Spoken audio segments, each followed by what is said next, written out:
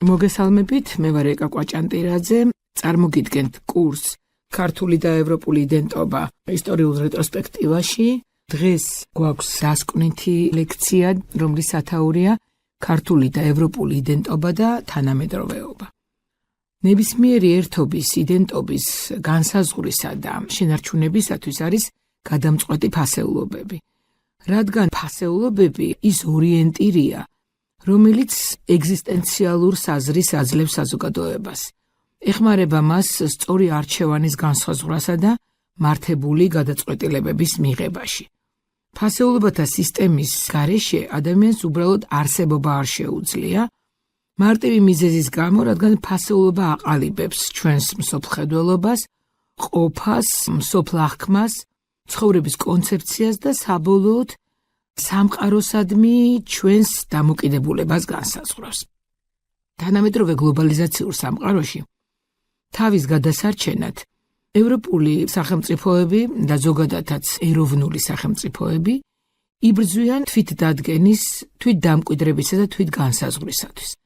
ამისათვის მათ ყველაზე მეტად სჭირდებათ იდენტობა, რაც საშუალებას აძლევს თავი დაიმკვიდრონ სამყაროში, წარმოაჩინონ საკუთარი პრიორიტეტი, აჩვენონ დანარჩენ მსოფლიოს მათი მახასიათებლები, სიძველე, გამორჩეულობა და განსხვავებულობა. ამრიგად ვფიქრობთ, რომ თუ უნდა ნაციონალურ ერთობას სრულფასოვანი არსებობა და საზოგადოებას კი სწორი განვითარება, მისი გარანტია მისი იდენტობა. რადგან საზოგადოების კეთილდღეობას განსაზღვრავს არა იმდენად პოლიტიკური, ეკონომიკური თუ მატერიალური განვითარება, არამედ პირველ რიგში ნაციონალური იდენტობის შენარჩუნება. საზოგადოება სრულფასოვან პიროვნებათა ერთობაა და არა ინდივიდების გაერთიანება. სრულფასოვან პიროვნებაში გულისხმობთ მის სწორ სააზროვნო სისტემას. საზოგადოების განვითარებაში, ნორმალურ განვითარებაში მოიაზრება სწორი მიზნის დანახვა, რაც უპირველესია, მისაღწევი გზების დასახვა და შემდგომ განხორციელება. ეს ყველაფერი ერთგვარად, ერთიანად, ერთსულოვნად აზროვნებას გულისხმობს. ამიტომ შედეგზეა ორიენტირებული საზოგადოება, თუ მას საერთო გაზიარებული ღირებულებები აკავშირებს. ამასთან არ აქვს მნიშვნელობა ეს ანტიკური პერიოდია, მედიევალური ეპოქა, მოდერნული ეპოქა თუ პოსტმოდერნული ეპოქა. ამიტომ არის მნიშვნელოვანი 21 საუკუნეში ჩემი იდენტობის განსაზღვრა. რა არის ეროვნული იდენტობა? ეროვნული იდენტობა ეს არის ჩვენ ჯგუფის ცნობიერება, ანუ ინდივიდის მიერ იმ მოცემულობათა გააზრება, რომელიც თავს დააკავშირებინებს ნებისმიერ ინდივიდს ან თავს გააიგივებინებს მოცემულ ერთობასთან. დღევანდელი ჩვენი მოხსენების თემა არის თუ რა არის რეალურად ჩვენი ეროვნული იდენტობა. რა ძირითადი მარკერები გვაქვს ქართული და ევროპული თვითცნობიერების დასადასტურებლად. რა არის ამ ერთობებისთვის დამახასიათებელი და სხვისგან განმასხვავებელი ღირებულებები და ფასეულობები. ამის საილუსტრაციოს მოხსენებაში შედარებით ანალიზს მოვიყვან ქართული და ევროპული იდენტობებისა, ვისაუბრებთ იმ საკვანძო საკითხებზე, რომლებმაც განსაზღვრა ქართული და ევროპული იდენტობების განსხვავებული ევოლუცია, განსხვავებული დამოკიდებულებები, განსხვავებული მენტალური სისტემა. ქრონოლოგიური თანმიმდევრობით წარმოგიდგენთ ქართული და ევროპული იდენტობების დამოკიდებულებას ქრისტიანული ფასეულობებისადმი. ქართული და ევროპული იდენტობის შექმნის საფუძველი ქრისტიანობაა. როგორც ევროპული, ასევე ქართული სამყაროს განვითარებისათვის ქრისტიანობას უმთავრესი დატვირთვა ენიჭება. ქრისტეს რჯულის მიღებით იწყება ქართველი ხალხის ეროვნული მისიის განსაზღვრა. ანუ ფაქტობრივად გაქრისტიანებით განისაზღვრა ქართველთა ეროვნული მისია. ელიას ხალენის და ქრისტეს კვართის ფლობამ, ანუ განძის მცველობამ, განსაზღვრა მისი მარადიული ხვედრი და დანიშნულება. ქრისტიანობა ხდება ქართული იდენტობის იმ სამი მარკერიდან, რომელზეც ჩვენ პირველ ლექციაზე ვისაუბრეთ, სახელმწიფოებრიობა, ენა და რელიგია, ქრისტიანობა ხდება მთავარი მარკერი ამ სამ ნიშნულს შორის. ქრისტიანობამ გადაარჩინა რომი სულიერი დეგრადაციისაგან, რადგანაც ისეთი მდგომარეობა იყო იმ პერიოდის რომში, განსაკუთრებით სულიერი მდგომარეობა, რომ მისი გამოყვანა ამ სიტუაციიდან და ზოგადად მისი განგრძობადობა როგორც სახელმწიფოს ვფიქრობ, რომ ქრისტიანობამ განაპირობა და ამიერიდან უკვე დასავლეთის ფასეულობათა სისტემის ჩამოყალიბებაში ხდება უმნიშვნელოვანესი ქრისტიანული ღირებულებები. რომ შევადაროთ ერთმანეთს, როგორ მოხდა ქართულ სინამდვილეში და დასავლურ სინამდვილეში გაქრისტიანების მიღება ფასეულობების თვალსაზრისით, ანუ სააზროვნო თვალსაზრისით რა იყო, მოკლედ მოგახსენებთ შემდეგ მსგავსება განსხვავებებს ამ ორ ერთობას შორის. პირველი არის ის, რომ ორივე შემთხვევაში გაქრისტიანების გადაწყვეტილება ქვეყნის პირველი პირების არჩევანია. ორივე პირველი პირი, ანუ რომში კონსტანტინე დიდი და ქართლში მეფე მირიანი, პირად განსაცდელში გამოვლით მიდიან ქრისტეს რჯულის აღიარებასთან. განსხვავება არის ის, რომ კონსტანტინეს მენტალური ქრისტიანობიდან ნათლობამდე 25 წელი სჭირდება. მირიანი კი მაშინვე ინათლება. მესამე განსხვავება არის ის, რომ კონსტანტინესთან არ მომხდარა ღირებულებების გადაფასება. კონსტანტინემ თავისი მენტალური ქრისტიანობიდან კიდევ 25 წელი იცოცხლა, ვიდრე სიკვდილის სარეცელზე მყოფი არ მოინათლა ქრისტიანად, ნათლობა კი ქრისტიანისთვის უპირველესია და უმთავრესია. ამიტომ კონსტანტინესთან არ ჩანს ასეთი ამოყირავება, ასე ვთქვათ, ფასეულობათა სისტემისა. მირიანთან კი შინაგანი პიროვნული ტრანსფორმაცია მოხდა და ეს თვალნათელია. მეოთხე განსხვავება არის ის, რომ ჯერ მირიანი გაქრისტიანდა და შემდეგ ერი. კონსტანტინეს შემთხვევაში კი ჯერ ხალხი დარწმუნდა მის რჩეულობაში, შემდეგ კი იმპერატორი მოინათლა. შემდეგი განსხვავება არის ის, რომ კონსტანტინეს შეგნებაში ქრისტიანული რწმენა მოვიდა არა ეკლესიის გზით, არამედ ებოძა პირდაპირ, ეკლესიის გარეშე და ეკლესია აღიარა ის. მირიანი ეკლესიის საშუალებით იღებს ახალ რჯულს. მისთვის ქრისტიანობა მისიონერზე, წმინდა ნინოზე გადის. შემდეგი განსხვავება არის ის, რომ მირიანი ქრისტიანობის ფაქტობრივი და მატერიალურად შეიძლება ასე ითქვას დასაფუძნებლად ქართლში საკუთარ საცხოვრის, თავისთვის ყველაზე მნიშვნელოვანს და ძვირფას, თავის სასახლეს და სამეფო ბაღს თმობს. კონსტანტინე კი ქრისტიანობას უძღვნის ახალ დედაქალაქს კონსტანტინოპოლს. და ბოლოს რომში ქრისტიანობა პოლიტიკის დამხმარია. ქართლში კი ის მისი ფასეულობათა სისტემის დამხმარია და ასე გრძელდება მთელი მედიევალური პერიოდის განმავლობაში. ამრიგად, როგორც რომაული, ისე ქართული ერთობის ფასეულობათა სისტემის ჩამოყალიბებაში უმნიშვნელოვანესი ქრისტიანული ღირებულებები ხდება. ქრისტიანობამ გადაარჩინა რომი, ქართული ერთობისათვის ცივილიზაციური არჩევანი გახდა ქრისტიანობა. შემდგომი პერიოდი მე-5-მე-6 საუკუნეებს ეკუთვნის და ამ დროს ქართლი და რომი ქრისტიანული ფასეულობების დამცველები არიან. მე-5 საუკუნეში რომის დიოფიზიტობას უტევენ მონოფიზიტები, რომელთა მიმართ იმპერატორი ზენონი და პატრიარქი აკაკიუსი იძულებით დათმობაზე მიდიან და აქვეყნებენ ჰენოტიკონს, ანუ შემრიგებლურ წერილს დიოფიზიტებსა და მონოფიზიტებს შორის. საქართველოს არჩევანი აქვს გასაკეთებელი ირანსა და რომს შორის. საინტერესოა ამ პერიოდის ქართლის მეფის ვახტანგ გორგასლის პოზიცია და მისი ღირებულებითი და არაპოლიტიკური არჩევანი.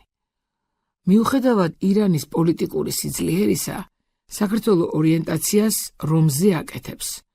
ორიენტაციას დასავლეთზე არაპოლიტიკური ან გეოგრაფიული ნიშნით, არამედ სწორედ ცივილიზაციური ნიშნით, ანუ ირჩევს ქრისტიანობას.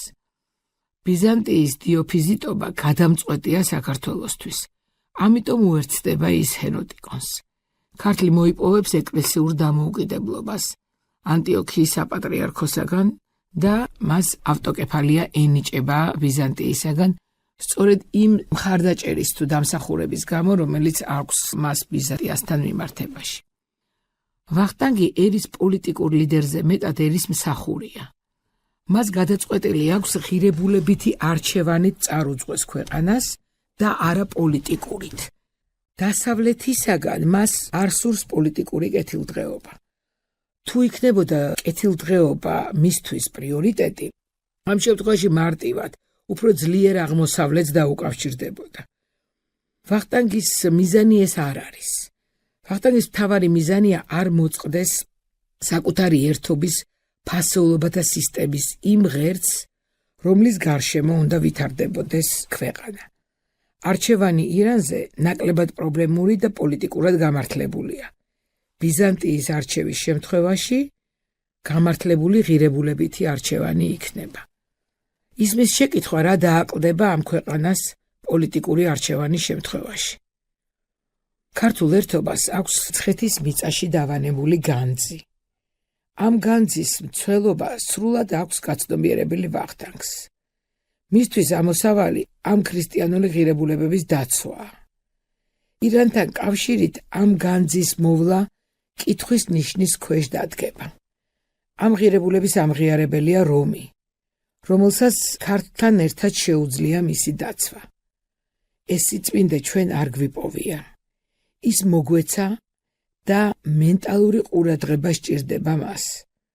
ვახტანგმა ეს განძი განჭვრიტა მენტალურად და შემდეგ საქართველოს მთელი მედიევალური ისტორია ამ საგანძურის შენარჩუნებაა, მასთან დაბრუნებაა.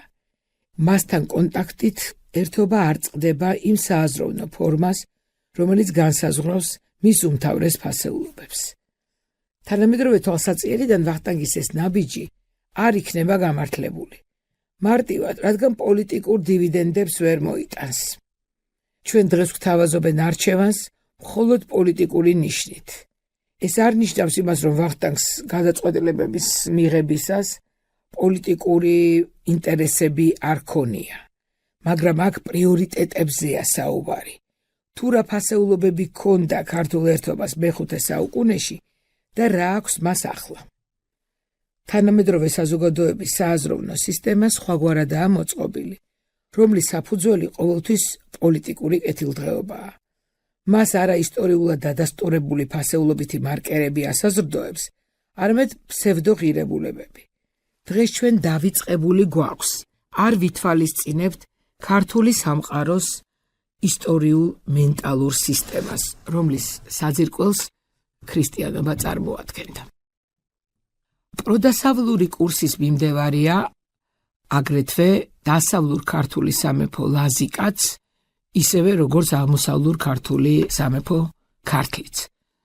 ლაზიკა დასავლური არჩევანის მიმდევარია, როდესაც მას არჩევანი დაუდგება და ეს არჩევანი დაკავშირებულია იმასთან, რომ ბიზანტიელები მოკლავენ ლაზიკის მეფეს გუბას და შეიკრიბება ელიტა და მათ უნდა გადაწყვიტონ ეგრისული ელიტა ვის მიემხრობიან, ირანს თუ ბიზანტიას.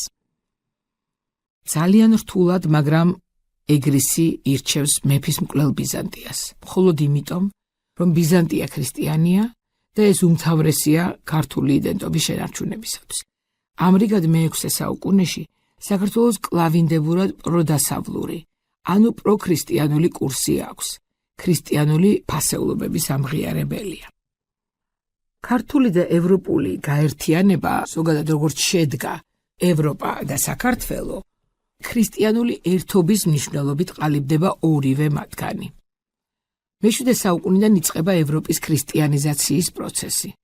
მე-6-მე-7 საუკუნეებში აგლოსაქსებში ვრცელდება ქრისტიანობა. მე-7 საუკუნეში ქრისტიანობას იღებენ სერბები და ხორვატები. იწყება სლავი ხალხის შესვლა ერთიან ევროპულ ოჯახში გაქრისტიანების გზით. მე-9 საუკუნიდან სლავების გაქრისტიანების საქმეს სათავეში ჩაუდგნენ ძმები კირილე და მეთოდე. მათ გააქრისტიანეს ბულგარელები, შემდეგ დიდი მორავიის სამეფო, მე-10 საუკუნეში გაქრისტიანდნენ ისლანდიელები, რუსები, მე-11 საუკუნეში უნგრელები, პოლონელები, ნორვეგიელები და შვედები. ევროპა ათავისუფლებს პირინეის ნახევარკუნძულს მუსლიმებისაგან და მე-11 საუკუნიდან ესპანეთშიც ძლიერდებიან ქრისტიანები. ამრიგად ევროპაში მკვიდრდება და ძლიერდება ქრისტიანული ფასეულობები. მე-9-მე-10 საუკუნეებში წერილობით წყაროებში ჩნდება ცნება ევროპა. არა იმდენად პოლიტიკური ან გეოგრაფიული სახელწოდებით, რამდენადაც ერთობის მნიშვნელობით, რაც ევროპის გაქრისტიანების შემდეგ თვალნათელია. ევროპა იძენს ახალ შინაარს, ანუ ქრისტიანულ სამყაროსთან კუთვნილების, ქრისტიანულად მარკირებულობის შინაარს. ევროპის შექმნის საფუძველი გახდა ფასეულობათა სისტემის ერთიანობა, ანუ მსოფლმხედველობა მრწამსი. ევროპული გაერთიანება ქრისტიანულ ერთობას ნიშნავს. სწორედ ამავე პერიოდს ემთხვევა დასავლეთ და აღმოსავლეთ საქართველოს ერთ სახელმწიფოდ გაერთიანება და ჩნდება ტერმინი საქართველო. არა გეოგრაფიული ან პოლიტიკური მნიშვნელობით, არამედ სწორედ ქრისტიანული ერთობის გაგებით, როგორც ეს ევროპაში ფიქსირდება. საქართველო ფასეულობითი ტერმინია ამ დროს. ქართული ენა, ანუ ლოცვის ენა, აერთიანებს საქართველოს. იქ, სადაც ქართულად ლოცულობენ და ქართულად საუბრობენ საქართველო. ამრიგად ევროპაშიც და საქართველოშიც ქრისტიანული ფასეულობების დატვირთვა გადამწყვეტია გაერთიანების, ანუ კონსოლიდაციის პროცესში, ამიტომ მას გადამწყვეტი მნიშვნელობა ენიჭება. მე-11 საუკუნეა შემდეგი ეტაპი. მე-11 საუკუნეში ევროპაში იწყება ეკლესიის და სახელმწიფოს დაცილების პროცესი. საქართველოში კი პირიქით, ეკლესია უახლოვდება სახელმწიფოს. მე-11 საუკუნის ბოლოს ევროპაში დაიწყო მოძრაობა, რომელიც ცნობილია გრიგორიანული რეფორმის სახელწოდებით, რომელმაც შეცვალა ეკლესია და ქრისტიანული ევროპა. თავიდან რეფორმა ჩაფიქრებული იყო როგორც საშუალება ეკლესიის გათავისუფლებისა, საერო ხელისუფლებისაგან, მათი ჩარევისაგან საეკლესიო საქმეებში. რეფორმა დაამთავრდა არსებითი ცვლილებებით, რომლითაც გაიყო ღმერთი და კეისარი, პაპი და იმპერატორი. ეს გადაწყვეტილება მთლიანად ეწინააღმდეგებოდა იმას, რასაც ქადაგებდა მართლმადიდებლობა ბიზანტიაში, სადაც კეისარი და პატრიარქი მმართველობდა ერთი სახით. მისგან განსხვავებით დასავლური ქრისტიანობა გრიგორიანული რეფორმის შემდეგ განსაკუთრებით დეკლარირებდა საერო პირების ავტონომიას და მათი პასუხისმგებლობის განსაკუთრებულ სფეროებს. ამ პერიოდში საქართველოში ევროპისაგან სრულიად განსხვავებული პროცესები მიმდინარეობს. საქართველოს მეფე დავით აღმაშენებელს ევროპელი მონარქებისაგან განსხვავებით თანაშემოქმედებითობა აქვს ეკლესიასთან. მიწი აზროვნების საძირკველი ქრისტიანობა. საერო და სასულიერო აზროვნების შერწყმა ვფიქრობ დავითის მოღვაწეობის წარმატების საწინდარია. რაც საეკლესიო იერარქებთან, მის აღზრდელ გიორგი მწყუნდიდელთან, არსენ ბერთან, საკუთარ მოძღვართან იოანესთანაა დაკავშირებული. საგარეო პოლიტიკური საკითხების განხილვა მათთან მოლაპარაკების და კონსულტაციის გარეშე არ ხდებოდა. ეს არ ნიშნავს იმას, რომ დავითს ზუსტად რასაც ეუბნებოდნენ, ყველაფერს ამას ზუსტად ასრულებდა.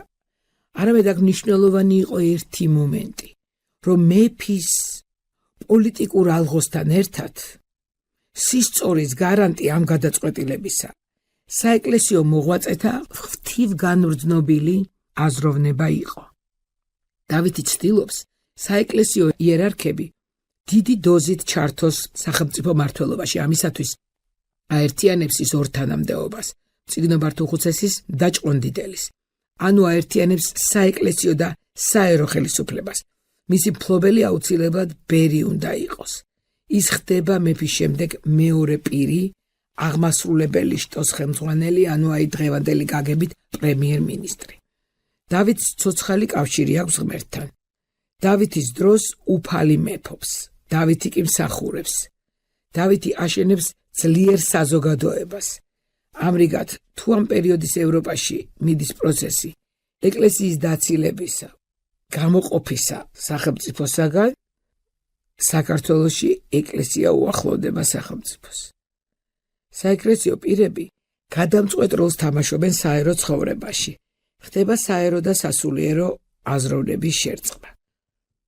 შემდეგი ეტაპი მე-13 საუკუნეს ეკუთვნის და ეს უკვე სრულიად განსხვავებული ეტაპია აზროვნების თვალსაზრისით და ქრისტიანული აზროვნების თვალსაზრისით. მე-13 საუკუნეში ევროპა და საქართველო სეკულარიზაციის გზაზე დგებიან. ევროპა დადგა სეკულარიზმის გზაზე, საქართველოსაც აირჩია სეკულარიზმი. მე-12 საუკუნეში ევროპაში აქტიური შემოქმედებითი პროცესები მიმდინარეობს. ქრისტიანობა დიდ ბიძგს აძლევს მეცნიერების და ხელოვნების განვითარებას, მაგრამ ამავდროულად ხდება სერიოზული ცვლილებები მენტალობაში. ქრისტიანულ ხელოვნებაში იწყება ადამიანის როლის განუსაზღვრელი ზრდა, რაც ადამიანს ავტონომიურობას ანიჭებს და დამოუკიდებელს ხდის ღვთისაგან. მე-13 საუკუნეში საბოლოოდ ფორმირდება ევროპული თვითცნობიერება. საგანმანათლებლო ცენტრები მონასტრებიდან საერო სივრცეში ინაცვლებს. იქმნება პირველი უნივერსიტეტები ბოლონიის, პარიზის, ოქსფორდის, კემბრიჯის, მონპელიეს. ღვთისმეტყველების მაგისტრის დიპლომს 11 წლიანი სწავლების შემდეგ ამიერიდან უკვე უნივერსიტეტი გასცემს, ანუ სახელმწიფო აძლევს ამ დიპლომს და არა ეკლესია. ევროპამ აირჩია სეკულარიზაციის გზა. ამ პერიოდის საქართველოს სეკულარიზმს ირჩევს. შეიყა ქართული ერთობის უმთავრესი ნიშნული ქრისტიანობა, რაც მთავარი ქრისტიანული სათნოების თავმდაბლობის დაკარგვაში გამოიხატა. არასწორი სულიერი ცხოვრება იწყება, როცა თავმდაბლობის საპირისპიროდ ხიბლი და აპარტავნება შემოდის, როცა ადამიანს არ აქვს აღქმა თავისი დაცემულობის, როცა რასაც აკეთებს, საკუთარ თავს მიაწერს და არქმევს ღმერთის სახელს. იქ, სადაც იკარგება თავმდაბლობა, ყველა ჭეშმარიტი ფასეულობა ქრება. თავარის დროს საქართველო აღარ არის ფასეულობითი ტერმინი, არამედ პოლიტიკური ტერმინია. საქართველო დახასიათებულია გეოგრაფიულად. საქართველო აღარ არის ის ქვეყანა, სადაც ქართულად ლოცულობენ და ქართულად საუბრობენ, ეს არის საქართველო. არამედ საქართველო გადაჭიმულია ნიკოფსიიდან და რუბანდამდე, ოვსეთიდან არაგაწამდე. ეს არის დღეს საქართველოს დახასიათება. თამარი დავითისაგან განსხვავებით აშენებს არა ძლიერ საზოგადოებას, არამედ ძლიერ სახელმწიფოს. საქართველოს მეფეებმა, ლაშა გიორგიმ და რუსუდანმა კი უკვე ღვთის კანონებით ცხოვრება შეწყვიტეს. დაკარგეს ერთ-ერთი უმნიშვნელოვანესი სათნოება, თავმდაბლობა და უნარი პასუხისმგებლობის განცდისა. ამრიგად, ევროპასა და საქართველოში სერიოზულად შეირყა ქრისტიანული ფასეულობები. ევროპა განვითარდა. საქართველო დაღმასვლით წამოვიდა. ისმის კითხვა რატომ? იმიტომ, რომ ყველა ერთობას თავის მისია აქვს შესასრულებელი. რადგან ჩვენ გვაქვს ჩვენი განვითარების გზა. ჩვენ სხვაგვარად არ შეგვიძლია. მე-15 საუკუნეების ევროპამ და საქართველომ საბოლოოდ გააკეთა არჩევანი არამართებულ ქრისტიანულ ფასეულობებზე. ამ პერიოდის ევროპელ უნივერსუმში განსაკუთრებულ ინტერესს იწვევს იტალია, რომელიც ჰუმანიზმისა და აღორძინების ცენტრად იქცა. ევროპული რენესანსის საუკეთესო მაგალითია ფლორენცია, სადაც გადამწყვეტი დატვირთვა ენიჭებათ რამდენიმე დიდარ ვაჭარ ბანკირთა საგვარეულოს, პირველ რიგში მედიჩებს.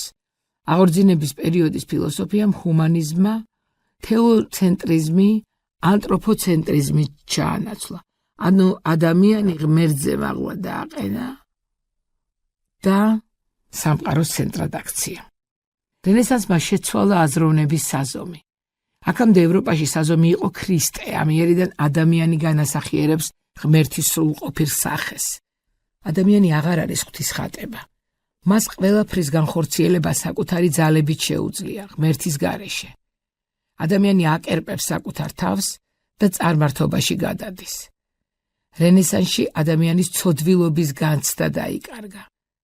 ამრიგად, ჰუმანიზმი ევროპული აზროვნების უმთავრესი ფორმა გახდა. სწორედ ეს აზროვნებაა ფსევდოღირებულებების ჩამოყალიბების სათავე. მე-17-18 საუკუნეები ევროპაში რევოლუციების ხანაა, სადაც ძალიან კარგად წარმოჩნდა არამართებული ქრისტიანული ფასეულობების პრიმატი. ინგლისის და საფრანგეთის დიდი რევოლუციების დროს დაუნანებლად ეღვრება სისხლი, რადგან მთავარია დიადი იდეალები. ადამიანის დანიშნულებაა დიდი საქმეების კეთება. ამიტომ კოლექტივის ბედნიერება მეტი ხდება ერთი ადამიანის უბედურებაზე. ეს ლოგიკა სრულიად მეტია სოციუმზე, სადაც პიროვნება უნდა ცხონდეს და არა სახელმწიფოები და ცივილიზაციები ცხონდებიან. ამ პერიოდის საქართველოშიც მკვიდრდება გადაგვარებული ქრისტიანული აზროვნება. ქართული ერთობა მიწიერი მხსნელის ძიების პროცესშია. პირველად დაუშვა ქართულმა საზოგადოებამ მის აზროვნებაში მიწიერი მხსნელი, რითაც დაიკარგა მისი განძის მცველობა. როგორც კი ეს დაუშვა, ქართულმა ერთობამ შემოვიდა არამართებული ფასეულობები, რომელსაც ახასიათებს ის, რომ თავდაყირა აყენებს თელფასეულობათა სისტემას. პოლიტიკური პროტექტორი სჭირდებაო საქართველოს. სულიერი მხსნელი აღარ გვჭირდებაო. ჩვენ გადავშენდებით თუ პოლიტიკური მხსნელი არ გვეყოლებაო. ის ვიც მოგვივლის და გვიპატრონებსო, ასეთი აზროვნება იწყება. ამის შედეგია ვახტანგ მე-6-ს და სულხან საბას სრულიად გაუთვლელი ნაბიჯები ევროპისაკენ და ერეკლე მეორის გადაწყვეტილება. აი ეს შეიცვალა სწორედ. მოვლის მომენტი, ადრე ვიზე ვიყავით, სასოებით დაფუძნებული და ვინ გვივლიდა და ახლა ვინ გავიხადეთ ხსნელად. ერეკლეს რუსეთზე ორიენტაციის საბოლოო გადაწყვეტილება ვფიქრობ, რომ ქართული ერთობის ერთმა უმთავრესმა ფასეულობამ გადაწონა. სუვერენულ უფლებებზე უარის თქმით, შეენარჩუნებინა უმთავრესი იდენტობრივი მარკერი რელიგია. მაგრამ მეფის არჩევანმა ვერ გაამართლა. უბრალოდ იმ საზოგადოების არჩევანმა ვერ გაამართლა, რომელსაც ერეკლეს დროინდელი საზოგადოება ქვია. ერეკლეს დროინდელ საზოგადოებას ეკოდა ფასეულობით არჩევანს აკეთებდა, მაგრამ პოლიტიკური იყო ეს არჩევანი. როგორ უნდა გააკეთო ფასეულობითი არჩევანი? როცა საზოგადოება არ არის ახლოს ღმერთთან, მას არ შეუძლია სწორი ღირებულებების აღქმა. ღმერთთან ცოცხალი კავშირის გარეშე ეს შეუძლებელია. ეს დაკარგა ქართულმა იდენტობამ და როგორც კი დაკარგა ეს, ყისიერად შეიცვალა მისი სააზროვნო ორიენტირი. მე-19 საუკუნეში საქართველოში გაუქმდა ქართული ერთობის სამი მარკერი. ერთდროულად სახელმწიფოებრიობა, ენა და რელიგია. ვინაობის აღქმა შეიცვალა. ძალიან რთულ რეალობაში აღმოჩნდა ქართული ერთობა, რომელმაც მისი ვინაობის დამადასტურებელი მარკერები დაკარგა. მე-19 საუკუნეში შეცვლილ ფასეულობათა სისტემას წინააღმდნენ თერგდალეულები ილია ჭავჭავაძის მეთაურობით. ილია არ ამბობდა ახლა ომის დროა ავიღოთ იარაღი, ავისხათ და ვიბრძოლოდო. ილია ამბობდა ახლა სხვა დროაო. ახლა განათლებით, გონებით, აზროვნებით ბრძოლაა საჭირო და არა იარაღითო. ილია ვერ მიიღო ქართულმა საზოგადოებამ და მოკლა. ვერ მიიღო, რადგანაც ილია აბსოლუტურად სხვა საფუძველზე და აბსოლუტურად სხვა დონეზე იმყოფებოდა და საზოგადოება სხვა დონეზე. მე-20 საუკუნეში იქმნება ახალი ევროპული კერპები. იცვლება ევროპული საზოგადოების მსოფლმხედველობა, მსოფლახქმა, ესთეტიკური იდეალები, სულიერი განწყობები. კიდევ უფრო მეტად მკვიდრდება ფსევდოღირებულებები. ამ საუკუნის მახასიათებელი არის პოლიტიკის გაკერპება, რომელიც ორ მსოფლიო ომსა და დიქტატორულ რეჟიმებში ფაშიზმი, ნაციზმი, კომუნიზმი გამოიხადა. ამ პერიოდის კერპები ხდება ლიბერალიზაცია, დემოკრატიზაცია, გლობალიზაცია, პარლამენტარიზმი, ადამიანის უფლებები. ამ ტენდენციებმა შექმნა ადამიანთა საშუალო კლასი, რომელიც ორიენტირებულია სწრაფად შესრულებად მოთხოვნილებებზე, თავისუფლებების გაუთავებელ დაცვაზე, რომელიც ბევრს არ ესმის, რომლის არსი და ბუნება მისთვის კარგად არ არის ცნობილი. მე-20 საუკუნის საზოგადოების მთავარი კერპი გახდა კეთილდღეობა. საშუალო ევროპულისთვის საკუთარი ღირსების აღქმა პირდაპირ პროპორციულია კარგ სამუშაოსთან, სიმდიდრის შეგროვებასთან, მაქსიმალური სიამოვნების მოპოვებასთან, მაგრამ არა განსხვავებულად. არამედ დანარჩენ სხვებთან მიმსგავსებულად, ანუ რა დაიკარგა? დაიკარგა ყველაზე მთავარი, დაიკარგა ინდივიდუალობა. არაფერი არ არის გარანტირებული. ეს არის პოსტმოდერნის ლოზუნგი, რომელსაც მუდმივად დაძაბული ყავს ევროპული საზოგადოება. ამ ახალ რეალობაში, ახალ სეკულარულ საზოგადოებაში თავის მოაზრება დაკავშირებულია ღირებულებების გადაფასებასთან. სრულიად შეცვლილია ევროპული საზოგადოების ფასეულობათა სისტემა.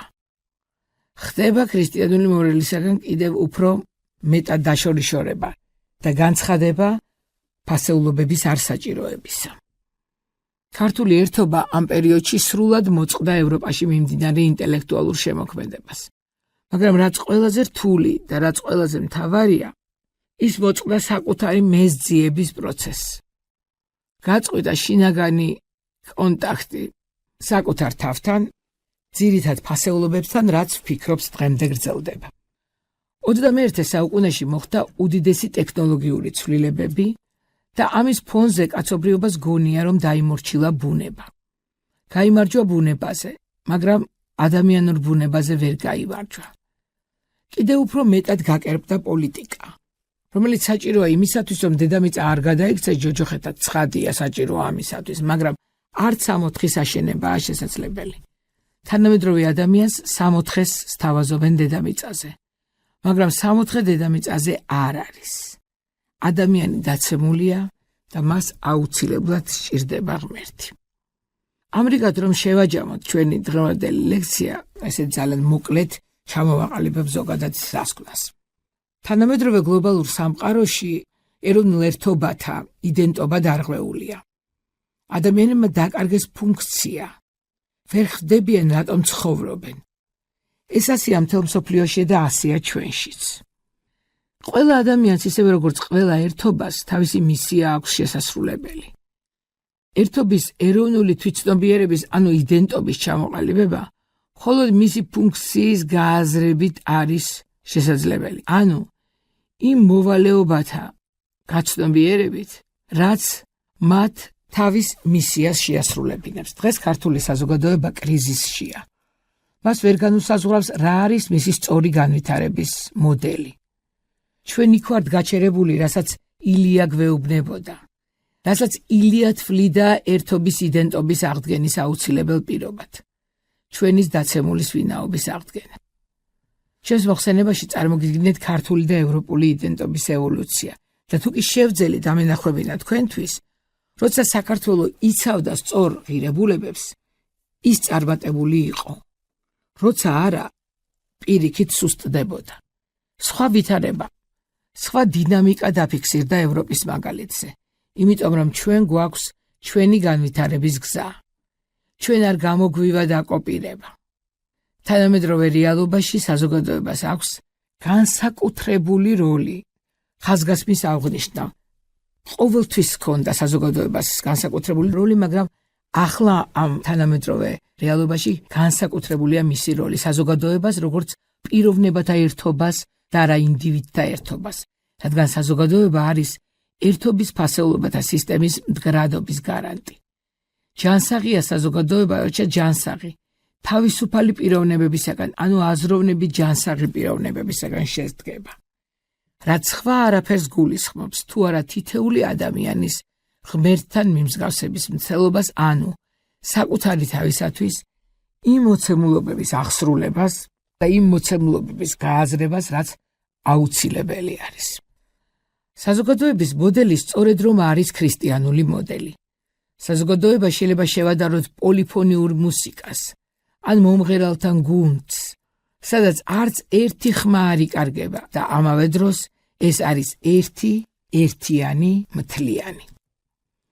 თანამედროვე რეალობაში იდენტობა უნდა შევცვალოთ ჩვენ, ჯერ ინდივიდუალურ დონეზე თითოეულმა ჩვენთაგანმა, მხოლოდ შემდეგ საზოგადოების დონეზე. ჩვენ არ უნდა მოვირგოთ ქრისტიანობა, არამედ უნდა მოვერგოთ ქრისტიანობას. მხოლოდ ასე შეიძლება შეიკრას საზოგადოება. თანამედროვე საქართველოს მოდელში უნდა იყოს პოლიტიკური ხელისუფლების, საეკლესიო ხელისუფლების და საზოგადოების თანაშემოქმედებითობა და რაც მთავარია ერთი იდეისად მიმსახურება. ვერც სახელმწიფო, ვერც ეკლესია და ვერც საზოგადოება დამოუკიდებლად ამას ვერ გააკეთებს. ეს სამივე შტომ ერთად უნდა განახორციელოს. დღევანდელ საქართველოში უნდა შეიქმნას ქმედითი პროექტები, რომლებიც შეკრებს საზოგადოებას იდეის გარშემო. ჯანსაღმა საზოგადოებამ უნდა განსაზღვროს ღირებულებები და სახელმწიფოსთან და ეკლესიასთან ერთად განახორციელოს. ვფიქრობთ, გაზიარებული ღირებულებები გადამწყვეტია თანამედროვე ქართული საზოგადოების და სახელმწიფოს სწორი ფუნქციონირებისათვის. მადლობა ყურადღებისთვის.